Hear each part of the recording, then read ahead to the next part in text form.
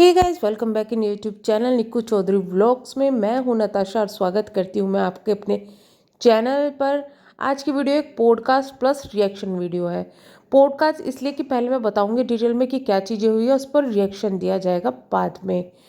फिलहाल मैं ये कहना चाहूँगी कि अगर आप किसी एक पक्ष के अंधभक्त हैं कि बस आपको एक ही चीज़ या एक इंसान दिखता है, तो प्लीज़ आप इस वीडियो को अभी यहीं छोड़ दीजिएगा, क्योंकि हमारी वीडियो में आपको ऐसा कुछ नहीं मिलेगा जो कि आप अपनी उम्मीद लेके बैठे हुए हैं और आप यहाँ पर हेट ही दे के जाओगे, क्योंकि वो आपके मन में बस चुका है। क्योंकि आपके हिसाब से सिर्फ एक इंसान अगर आप सही मानोगे तो दूसरा आपको गलत दिखेगा ही दिखेगा। तो मैं यहाँ पे बात करी हूँ रावत फैमिली के बारे में। फिलहाल इनके घर में काफ़ी बड़ी कंट्रोवर्सी हुई थी और कंट्रोवर्सी अब शांत होती हुई नज़र आ रही है। आपको पता होगा, मैंने जब इनकी कंट्रोवर्सी हुई थी काफ़ी वीडियोस बनाई थी, कभी किसी के पक्ष में नहीं बनाई थी। लोगों को ये प्रॉब्लम होने लगी थी कि आप एक तरफा नहीं रहती, मतलब लोग ये सोचते थे कि सिर्फ एक की बुराई करते रहे और दूसरे की तारीफ करते रहे।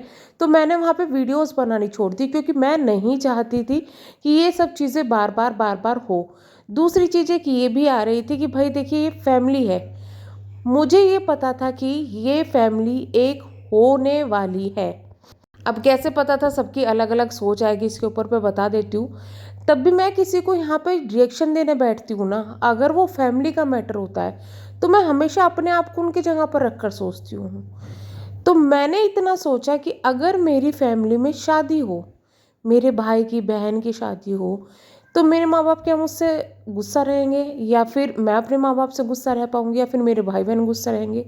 शादी सीज़न या फिर ये कहे कि घर में कुछ भी हो जाता है, तो शादी में क्या होता है कि जिनके घर में शादी होती है उनको लोगों को मनाने जाना पड़ता है, भले वो कितने नाराज हो। इस तरीके से अगर किसी के घर में दुख हो जाए तो दूसरे इंसान खुद आते हैं आपके घर में, भले ही वो आपसे कितने नाराज हो। और असली रिश्तेदार वही होते हैं जो सुख दुख पे साथ होते हैं।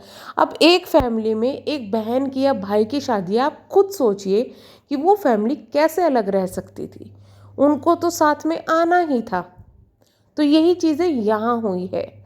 अब लोगों को प्रॉब्लम हो गई है कीर्ति से। वो कीर्ति जो कि लखन और नीतू के साथ में हमेशा खड़ी रही है, उस कीर्ति से प्रॉब्लम हो गई। अब तक कीर्ति पर काफ़ी प्यार बरसाया जा रहा था, लेकिन अचानक से हेट दे दिया गया है, क्योंकि लोगों का कहना यह है कि कीर्ति को नीतू का साथ नहीं छोड़ना चाहिए था। हालांकि इसमें परसेंटेज है लोगों की कम है, तो लोगों का कहना यह है साथ नहीं छोड़ना चाहिए था। अच्छा ठीक है, लेकिन आप ये बताइए कि क्या माँ बाप का हक अपने बच्चे पे नहीं बैठता? क्या कीर्ति का मन नहीं करता होगा अपने माँ बाप के पास में जाने का? या फिर नीतू की खुद की सगी बहन अगर उनकी मम्मी से नाराज़ होती तो क्या नीतू उनको भी यही कहती कि नहीं, अगर तुम मेरे पास रह रही हो तो सिर्फ मेरे पास रहो, क्योंकि तुम मम्मी से नाराज़ हो, भले ही तुम्हारी शादी है? या फिर आपकी फैमिली में अगर ये चीज़ें चल रही होती तो क्या आप लोगों को यही एडवाइस देते?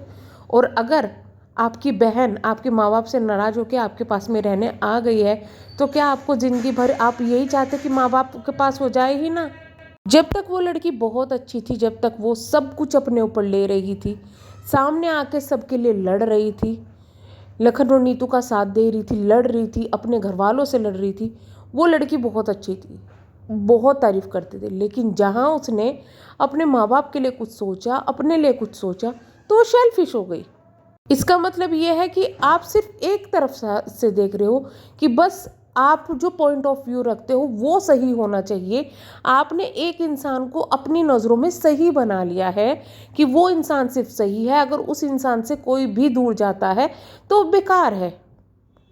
आज के टाइम में आपको इतना बुरा लग रहा है, लोग बोल रहे हैं कि भाई नीतू से माफ़ी मांगो, ये बोला जा रहा है पाई भम्मू के कमेंट सेक्शन में, नीतू से माफ़ी मांगो और उनको लेके आए। वो क्या नीतू ने कभी पब्लिकली किसी को ये बात कही है पब्लिक के सामने कि मैं पाई भम्मू से नाराज़ हूँ, उन्हें मुझसे माफ़ी मांगनी चाहिए? नहीं, कभी उसकी तरफ से स्टेटमेंट नहीं आया। इन लोगों के बीच में क्या प्रॉब्लम है ये भी किसी को नहीं पता। क्या आप लोग लखन से ज़्यादा नीतू का भला चाहते हैं, या नीतू की फैमिली से ज़्यादा नीतू का भला चाहते हैं? नहीं, ऐसा नहीं हो सकता। अगर लखन इस वक्त अपने माँ बाप के पास जा रहा है, उनको सपोर्ट कर रहा है, वो चाहता है कि बहन थोड़ी दिन माँ बाप के साथ में रहे, माँ बाप चाहते हैं कि बहन वहाँ पर रहे, कीर्ति वहाँ पर रहना चाहती है, तो सिर्फ आप ये सोच के कि आपने जज बना लिया है अपने आप को कि आप किसी की घर में घुस के उनकी ज़िंदगी का फैसला कर सकते हैं क्योंकि आप उनके फ़ैन हैं। लेकिन अगर आप किसी का घर बसाना चाहते हैं, आपको इतने वो पसंद है, तो ये फालतू के एडवाइस की माफ़ी मांगो और वो जाओ। मतलब आप ये कहना चाह रहे हो कि एक माँ बाप अपने बच्चों से माफ़ी मांगे बिना मतलब, जब तक उसने शिकायत भी नहीं की। अगर नीतू खिदा के कहती कि भाई मेरे साथ में बहुत बुरा हुआ है, ये कर दिया वो कर दिया, तो एक चीज़ अलग रहती थी। बट वो बंदी आगे से कुछ नहीं बोल रही है, कुछ उसने नहीं कहा, अपनी तरफ से हर कोई जज बना बैठा हो। इतना ही नहीं, बहमों के कमेंट सेक्शन में अभी तो बहुत सारे कमेंट इस तरीके के डिलीट हो चुके हैं। ऐसे कमेंट भरे हुए थे कि कर्मों का भुगतना पड़ेगा तुमको, ये कर्म है तुम्हारे जो तुम भुगतोगे, आगे जाके तुम्हें सज़ा मिलेगी। किस चीज़ की सज़ा? कि वो माँ बाप अपनी बेटी को मनाकर अपने घर लेके आ गए, इस चीज़ की सज़ा उनको मिलेगी?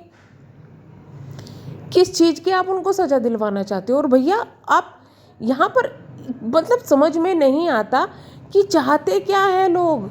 कभी आप किसी के फ़ैन हो तो उसकी जगह पर आकर सोचो ना कि वो अपनी फैमिली से क्या चाहती है। और इस चीज़ का डिसीज़न पहले ही हो चुका है कि वो लोग यहाँ पर लखनऊ नीतू ने ये कह दिया था लखन ने कि भाई कुछ चीज़ों के लिए दूरी ज़रूरी है, इसलिए हम वहाँ हैं। वो काफ़ी टाइम से वहाँ रह रहे हैं।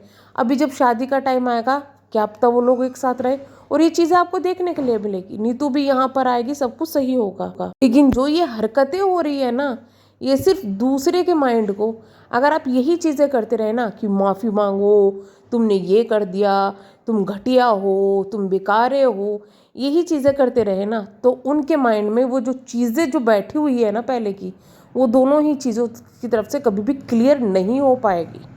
ज़िंदगी भर आप ये करते रहोगे, ज़िंदगी भर उनके रिश्तों में खटास आती रहेगी। यहाँ पर बहुत सारी चीज़ें देखने वाली ये भी है। अब पाई बम्मू उनके घर पे गए, वहाँ पे कीर्ति को लेने के लिए। पीछे कौन बैठा हुआ था वहाँ पे? साफ दिख रहा था कि नीतू बैठी हुई है। नीतू पाई बम्मू के पास में नहीं आई, जो कि मैंने पाई बम्मू के व्लॉग में देखा। नहीं आई, वो मोबाइल पर कुछ कर रही थी, शायद वीडियो कॉल पे किसी से बात करती, इस तरीके की चीज़ लग रही थी। अब इस पर भी नेगेटिव पॉजिटिव दोनों तरीके के रिएक्शन आ सकते हैं। कुछ लोग जो नीतू को पसंद करते हैं वो ये कहेंगे कि अरे यार बहुत अच्छा किया, ऐसे लोगों के पास नहीं जाना चाहिए। कुछ लोग जो पाई बम्मू को पसंद करते हैं वो कहेंगे अरे यार नीतू ने बहुत गलत किया, ईगो में बैठी हुई थी, माँ बाप के पास में भी नहीं आई। अब क्या पता सच्चाई ये हो कि उस वक्त उसकी कोई ऐसी खास मीटिंग चल रही हो कि वो एकदम से छोड़कर नहीं आ सकती, क्योंकि इन्फ्लुएंसर्स की इस तरीके की मीटिंग होती है, लोगों की होती है। क्या पता वो उस वक्त इस तरह ज़रूरी काम कर रही हो कि वो नहीं आ सकती। क्या पता वो आई हो, मिली हो और उस चीज़ को रिकॉर्ड ना किया गया हो।